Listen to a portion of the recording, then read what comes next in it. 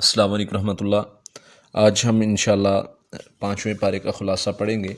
اس میں جو چیزیں اللہ تعالیٰ نے بتائی ہیں، نکاح کرنے کی شرائط، نکاح کن لوگوں سے کیا جا سکتا ہے، اور چھپی ہوئی دوستیوں کرنے کے حوالے سے اللہ تعالیٰ نے ممانعت فرمائی ہے، اور دوسروں کے مال کے حوالے سے ڈیٹیل میں بتایا گیا ہے کہ کون سا مال تم استعمال کر سکتے ہو اور کون سا مال تمہارے لیے حرام ہے۔ اسی طرح حسد کرنے کے حوالے سے بتایا گیا ہے کہ جو بندہ حسد کرتا ہے کسی کا، اس کا کیا انجام ہے۔ اور اسی طرح آگے چل کے اللہ تعالیٰ نے مرد کی ذمہ داریاں اور عورت کے حوالے سے خیر خواہی عورت کے ساتھ کس طرح پیش آنا ہے، وہ سارا طریقہ کار ذکر کیا ہے۔ اسی طرح بخیل کے حوالے سے، اور اسی طرح نماز کس حالت میں پڑھنی ہے، کس حالت میں نہیں پڑھنی، یہ ساری چیزیں اس بارے میں انشاءاللہ ہم پڑھیں گے۔ اس کے علاوہ جہاد کی ترغیب کے حوالے سے اللہ تعالیٰ نے اس بارے میں کچھ چیزیں ڈیٹیل کے ساتھ بتائی ہیں، اور گناہ ہو جائے توبہ کیسے کرنی ہے، اللہ اور اس کے رسول کے رستے پر کس طریقے سے چلنا ہے، شیطان تم سے کس طرح وعدے کرتا ہے اور کس طرح تمہیں بھٹکانے کی کوشش کرتا ہے، اور شرک کرنے والے کا کیا انجام ہے۔ اور اینڈ پر اللہ تعالیٰ فرماتے ہیں کہ اللہ تعالیٰ تمہیں سزا دے کر کیا کرے گا اگر تم شکر کرنے والے ہوئے اور ایمان لانے والے ہو، تو اللہ تعالیٰ تمہیں سزا دے کے کیا کرے گا، یعنی اللہ تمہیں سزا دینا نہیں چاہتے۔ تو سب سے پہلے پچھلے پارے میں کچھ چیزیں ہم نے ذکر کی ہیں، کچھ رشتوں کا اللہ تعالیٰ نے گنوائے ہیں جو تمہارے لیے حرام ہیں، جن سے تم شادی نہیں کر سکتے۔ تو اس بارے میں بھی شروع میں اللہ تعالیٰ نے ذکر کیا ہے کہ تم ان عورتوں سے نکاح نہیں کر سکتے جن کے خامد موجود ہوں، ان کے ساتھ تم نکاح نہیں کر سکتے۔ ہاں، نکاح کرنے کی شرائط جو ہیں ان میں سب سے پہلے ایجاب و قبول ہے، مہر کی ادائیگی ہے، اور پھر اس کے ساتھ اسی پارے میں پہلی آیات میں اللہ تعالیٰ نے یہ چیزیں ذکر کی ہیں کہ زندگی بھر ساتھ رہنے کا ارادہ ہو، یہ نہ ہو صرف اپنی خواہش کو پورا کرنے کے لیے ہی آپ عارضی طور پر نکاح کریں، بلکہ نہیں، یہ جو آگے چل کے بھی ہم انشاءاللہ پڑھیں گے کہ اللہ تعالیٰ نے نکاح کے لیے کیوں کہا ہے، کہ گواہوں کی موجودگی کیوں ضروری ہے، اس میں سب کے سامنے نکاح کرنا کیوں ضروری ہے، تو وہ اسی لیے تاکہ گناہوں سے یہ لوگ بچ سکیں، تاکہ یعنی کہ یہ نہ ہو کہ یہ اندر بیٹھ کے نکاح کر کے جو ہے وہ اپنی خواہش کو پورا کرنے کے لیے، تو پھر اس طرح زیادہ نقصان اور زیادہ تباہی کا چانسز ہیں۔ اس لیے اللہ تعالیٰ نے اس چیز کو واضح کر دیا ہے۔ اس کے بعد اللہ کے نبی صلی اللہ علیہ وسلم نے فرمایا کہ نکاح کرنے سے آدھا دین مکمل ہو جاتا ہے، آدھا ایمان انسان کا مکمل ہو جاتا ہے، تو باقی کا بھی تم نے جو ہے وہ خیال کرنا ہے۔ باقی جب انسان نکاح کر لیتا ہے تو اس کا آدھا ایمان مکمل ہو جاتا ہے، یعنی کہ جیسے نبی صلی اللہ علیہ وسلم نے فرمایا کہ 2 چیزوں کی تم گارنٹی دے دو، میں تمہیں جنت کی بشارت دیتا ہوں، ایک زبان اور ایک شرمگاہ۔ تو جب نکاح ہو جاتا ہے تو شرمگاہ کی حفاظت انسان کی بخوبی ہو جاتی ہے، کیونکہ اس کو بہتر رستہ مل جاتا ہے۔ اس کے بعد اللہ تعالیٰ نے چھپی ہوئی دوستیاں کرنے سے منع فرمایا ہے، انہی آیات میں 25 نمبر آیت میں اللہ تعالیٰ سورہ نساء کی 25 نمبر آیت میں اسی طرح اللہ کے نبی صلی اللہ علیہ وسلم نے فرمایا کہ میں تم سے اس چیز کے بارے میں ڈرتا ہوں کہ تمہیں یہ چیز ہلاک کر دے گی۔ وہ کیا چیز ہے؟ ایک زنا اور دوسرا مخفی شہوت، یعنی یہ دوستیاں یہ تمہیں ہلاک کر دیں گی۔ خواتین مردوں کی دوستی آج ہم اس کو معمولی سمجھتے، فرمایا میں اس چیز کے حوالے سے تم سے ڈرتا ہوں، تم سے ڈرتا ہوں کہ تمہیں یہ چیزیں ہلاک نہ کر دیں۔ اسی طرح اللہ تعالیٰ نے ایک دوسرے کا مال کھانے کے حوالے سے منع فرمایا ہے، یا ایھا الذین آمنوا لا تاکلوا اموالکم بینکم بالباطل،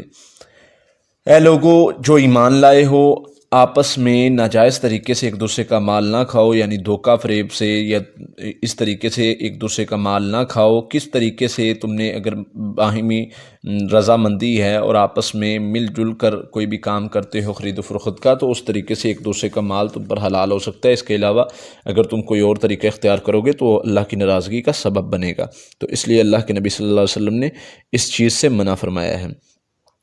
اس کے بعد آ جاتا ہے حسد کا معاملہ۔ سورہ نساء آیت نمبر 32 میں اللہ تعالیٰ فرماتے ہیں کہ اگر اللہ تعالیٰ نے کسی کو تم پر فضیلت دی ہے تو یہ نہ ہو کہ تم اس چیز کو حاصل کرنے کی تمنا کرنے لگ جاؤ، اس چیز کے پیچھے بھاگنے لگ جاؤ۔ جو کوئی مرد جتنی محنت کرتا ہے اللہ اس کو اس کا بدلہ دیتے ہیں، جو کوئی عورت جتنی محنت کرتی ہے اللہ اس کو اس کا بدلہ دیتے ہیں۔ تو اس لیے اللہ سے فضل کا سوال کرو، نہ کہ لوگوں کے پیچھے بھاگو۔ اور آگے اللہ تعالیٰ اسی صورت میں آیت نمبر 54 میں اللہ تعالیٰ فرماتے ہیں ام یحسدون الناس علی ما آتاہم اللہ من فضل، لوگ اس چیز کا حسد کرتے ہیں جس کے بارے میں جو کسی بندے پر اللہ تعالیٰ نے اپنا فضل کیا تو اس سے حسد کرنے لگ جاتے ہیں۔ تو اس کے بارے میں سخت وعید فرمائی ہے کہ اس کی نیکیاں تباہ ہو جاتی ہیں۔ جو بندہ حسد کرتا ہے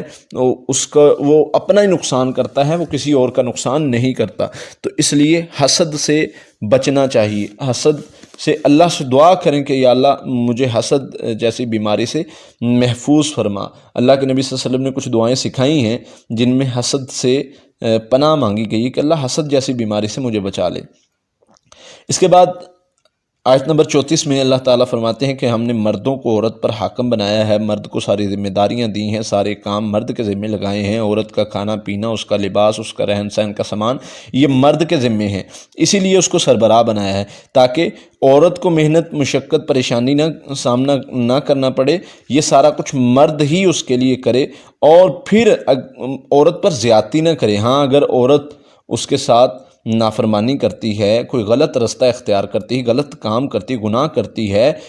تو اس کا طریقہ کار بھی اسلام نے سکھایا ہے۔ فرمایا اس سے پہلے بستر الگ کر لو، اس سے الگ ہو جاؤ، یہ اس کے لیے سزا ہے۔ ہاں اگر پھر بھی وہ نہیں باز آتی گناہ کرنے سے، کوئی اس طرح کا کام کرنے سے اپنے شوہر کی غیر موجودگی میں، اور بہترین عورت کی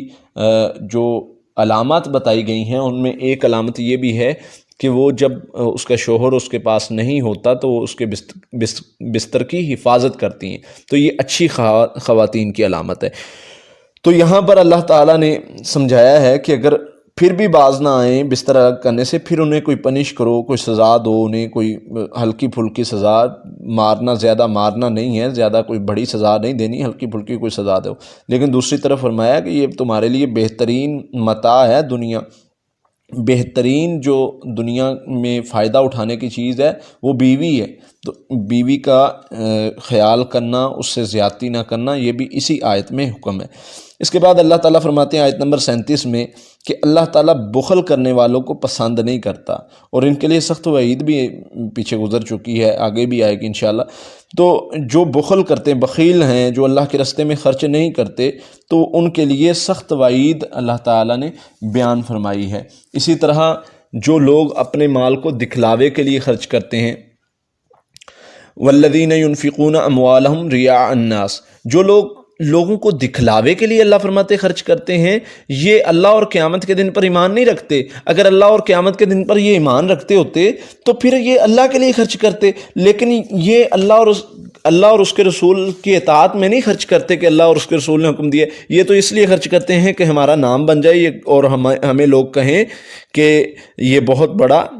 جو ہے وہ سخی ہے۔ جیسے کہ اللہ کے نبی صلی اللہ علیہ وسلم نے فرمایا کہ جہنم کی آگ کو 3 لوگوں سے بھڑکایا جائے گا، ان میں ایک سخی ہوگا جو دکھلاوے کے لیے خرچ کرتا تھا کہ لوگوں میں میری واہ واہ ہو جائے۔ اللہ ہمیں ایسے بندوں سے بچائے، اللہ تعالیٰ ہمیں ایسے اعمال سے بچائے، ہمیں محفوظ رکھے۔ اسی طرح آگے چل کے اللہ تعالیٰ فرماتے ہیں کہ اگر تم نشے کی حالت میں ہو، اگر تم جنابت کی حالت میں ہو، تم پر غسل واجب ہو، تو تم نے اس حالت میں نماز پڑھنے سے منع کیا گیا ہے۔ کچھ لوگوں نے احادیث میں ذکر ہے، کچھ لوگوں نے جو ہے وہ اس حالت میں، نشے کی حالت میں، جب یعنی کہ یہ حرام نہیں تھی شراب وغیرہ، تو اس دور میں نماز پڑھی اور غلط آیات پڑھنی شروع کر دی، تو پھر یہ حکم آ گیا کہ نشے کی حالت میں نماز تم نہیں پڑھ سکتے، نماز کے قریب نہ جاؤ جب تم نشے میں ہو یا حالت یعنی غسل واجب ہو تم پر۔ اور یہاں پر ایک اور مسئلہ بھی بیان کیا گیا ہے، اگر تم سفر میں ہو، تمہیں پانی میسر نہیں ہے، تو پھر تم نے کیا کرنا ہے، اور تمہیں غسل واجب ہو گیا تو تم تیمم کر لو۔ تیمم کا ذکر قرآن میں آ گیا ہے۔ تیمم کرنے کا طریقہ بھی نبی صلی اللہ علیہ وسلم نے فرمایا۔ ایک صحابی بیان کرتے ہیں کہ میں سفر میں تھا اور مجھے احتلام ہو گیا، مجھ پر غسل واجب ہو گیا، اور میں نے کیا کیا کہ اب کیا کروں، پانی میسر نہیں ہے، تو میں نے جو ہے وہ مٹی میں لیٹنا شروع کر دیا۔ اتنا تو پتہ تھا کہ مٹی پاک ہے، پاک کرتی ہے، تو لیٹنا شروع کر دیا، لیٹ کے جو ہے وہ اپنے آپ کو پاک کرنے کی کوشش کی۔ اللہ کے نبی صلی اللہ علیہ وسلم کو بتایا تو آپ نے فرمایا تیرے لیے اتنا ہی کافی تھا کہ تو اپنے ہاتھوں کو نیچے مارتا اور پھونک کے اپنے ہتھیلیوں پر، اپنے منہ پر پھیرتا اور ہتھیلیوں پر پھیرتا۔ تو بعض روایات میں ہے کہ ہاتھوں کو نیچے 2 بار مارو اور پھر اس کے بعد ہاتھوں پر پھونکو، یعنی مٹی اتر جائے، اور اس کو منہ پر پھیرو اور بازوؤں پر کونیوں تک پھیرو، تو یہ تیمم ہو جاتا ہے۔ اس تیمم سے آپ اگر جنبی ہیں، اگر آپ پر غسل واجب ہے تو آپ پاک بھی ہو گئے ہیں اور آپ نماز بھی پڑھ سکتے ہیں۔ اس کے بعد اللہ تعالیٰ شرک سے منع کرتے ہیں۔ اللہ تعالیٰ فرماتے ہیں ان اللہ لا یغفر ان یشرک بہ ویغفر ما دون ذلک لمن یشاء۔ اللہ تعالیٰ شریک بنانے والے کو، شرک کرنے والے کو معاف نہیں کریں گے۔ اس کے علاوہ اللہ فرماتے ہیں کوئی میرے پاس آئے گا، اس کی غلطیاں گناہ ہوں گی تو میں معاف کر بھی دوں گا، یہ کوئی جس کو اللہ چاہے گا معاف کر دے گا۔ تو جس بندے نے شرک کر کے اللہ کے سامنے پیش ہوا، اس کو معافی نہیں ملے گی، یاد رکھیے۔ اس کے بعد اللہ تعالیٰ فرماتے جہاد کی ترغیب دیتے ہیں سورہ نساء آیت نمبر 77 میں کہ تم موت کے ڈر سے جو ہے وہ جہاد سے نہ بھاگو۔ یہ نہ ہو کہ تم موت کے ڈر سے جو ہے وہ جہاد سے بھاگ رہے ہو کہ موت آ جائے گی، تو گھروں میں رہنا بھی زندگی کی ضمانت نہیں ہے۔ یہ نہیں ہے کہ گھروں میں تم رہو گے تو تمہیں زندگی لمبی مل جائے گی، اور جہاد پر جانا موت کو یقینی بنانا نہیں ہے کہ جہاد پر جاؤ گے تو تمہیں موت ہی آئے گی، یہ ضروری نہیں ہے۔ تم جہاد پر اس وجہ سے نہ تمہیں کوئی چیز روکے کہ تمہیں موت کا ڈر روک لے۔ تو اللہ کے نبی صلی اللہ علیہ وسلم نے فرمایا تھا کہ قیامت کے دن جب تم پر کافر اور جو ہے وہ دوسرے چڑھ دوڑیں گے، اس کی وجہ کیا تھی، کیا ہوگی؟ اللہ کے نبی صلی اللہ علیہ وسلم نے جب فرمایا نا کہ اس ایک وقت آئے گا جب مسلمانوں پر کافر ایسے ٹوٹ پڑیں گے جیسے بھوکا جو ہے وہ کھانے پر ٹوٹتا ہے۔ صحابہ نے پوچھا حضور کیا ہم اس وقت طاقت میں کم ہوں گے؟ فرمایا نہیں، تمہاری تعداد بھی وہ بہت ہوگی، لیکن تمہارے اندر ایک بیماری ہوگی۔ وہ کیا بیماری ہوگی؟ وہ موت کے ڈر کی بیماری ہوگی، وہ موت کے ڈر کی بیماری۔ تو جن لوگوں میں موت کے ڈر کی بیماری ہے، اللہ تعالیٰ نے ان کا ذکر کیا ہے۔ اللہ فرماتے ہیں کہ موت سے نہ ڈرو، یہ تمہیں گھروں میں بھی آ سکتی ہے، اور یہ اگر تمہاری زندگی ہے تو یہ تمہیں میدان جہاد میں بھی نہیں آئے گی۔ تو اس لیے اس کا مطلب، جہاد کا مطلب یہ نہیں کہ تمہیں موت مارنے کے لیے تمہیں بھیجا جا رہا ہے میدان جہاد میں، تمہاری زندگی بھی ہو سکتی ہے، یہ تو اللہ کا حکم ہے۔ اسی طرح اللہ تعالیٰ فرماتے ہیں اپنے آپ کو تیار رکھو، اور اس سے پہلے ایک جگہ پر اللہ فرماتے ہیں خذوا حذرکم، اپنی حفاظت کا سامان تیار رکھو۔ تو حفاظت کے لیے تیار رہنے کا حکم ہے، ہمیں حکم دیا گیا ہے کہ اپنی حفاظت کے لیے اپنا حفاظتی سامان تیار رکھو۔ جہاد کے لیے جب بھی بلایا جائے، ہو سکتا ہے تم پر دشمن چڑھ دوڑے تو تمہاری تیاری نہ ہو، تو اللہ تعالیٰ نے مسلمانوں کو حکم دیا ہے کہ وہ تیار رہیں۔ اسی طرح اللہ تعالیٰ نے آگے چل کے ذکر کیا ہے کہ جن لوگوں پر اللہ تعالیٰ نے انعام کیا ہے، فَأُولَٰئِكَ مَعَ الَّذِينَ أَنْعَمَ اللَّهُ عَلَيْهِم مِّنَ النَّبِيِّينَ وَالصِّدِّيقِينَ وَالشُّهَدَاءِ وَالصَّالِحِينَ۔ کن لوگوں پر اللہ تعالیٰ نے انعام کیا ہے؟ ان میں انبیاء ہیں، صدیقین ہیں، شہداء ہیں، صالحین ہیں۔ تو جو شہید ہوتا ہے اس کا بہت بڑا درجہ مقام بتایا گیا ہے۔ ان سارے نبیوں، صدیقین، شہداء، صالحین اور ان کے ساتھیوں پر اللہ تعالیٰ فرماتے ہیں ہم نے انعام فرمایا۔ تو ہم جب نماز میں پڑھتے ہیں صراط الذین انعمت علیہم، اللہ راستہ ان کا دکھا جن پر تو نے انعام کیا، تو اللہ تعالیٰ نے ادھر بتا دیا کہ انعام کن لوگوں پر میں نے کیا ہے، انبیاء، صدیقین، شہداء، صالحین پر، تو ان کے ساتھیوں پر بھی۔ تو اللہ سے ہم ان کا راستہ مانگتے ہیں کہ اللہ ہمیں ان کا راستہ دکھا جن پر تو نے انعام کیا۔ اس کے بعد آگے آیت نمبر 110 میں اللہ تعالیٰ فرماتے ہیں کہ اگر کسی سے گناہ ہو جائے، غلطی ہو جائے، کوئی گناہ سرزد ہو جاتا ہے تو وہ کیا کرے؟ وہ اللہ فرماتے ہیں کہ وہ میرے سے معافی مانگے۔ جو کوئی برا کام کر بیٹھا ہے، اپنی جان پر ظلم کر بیٹھا ہے، تو مجھ سے معافی مانگے تو میں اس کو معاف کر دوں گا۔ اللہ کے نبی صلی اللہ علیہ وسلم نے فرمایا کہ اللہ بہت غفور الرحیم ہے۔ جب بندے سے اگر کوئی گناہ کر بیٹھتا ہے، غلطی کر بیٹھتا ہے، تو کیا کرے؟ 2 رکعتیں پڑھے اور اس کے بعد اللہ سے معافی مانگے۔ 2 رکعتیں پڑھتا ہے، اللہ سے جو ہے وہ معافی مانگتا ہے۔ یہ گناہ کی معافی کے لیے 2 رکعتیں ہوں گی، اور یہ پڑھ کے اللہ سے معافی مانگتا ہے، اللہ سے سچے دل سے توبہ کرتا ہے، دوبارہ گناہ نہ کرنے کی عہد کرتا ہے، تو اللہ تعالیٰ اس کو معاف کر دیتے ہیں۔ اسی طرح آگے اللہ تعالیٰ فرماتے ہیں کہ جو بندہ سورۃ نساء آیت نمبر 115 میں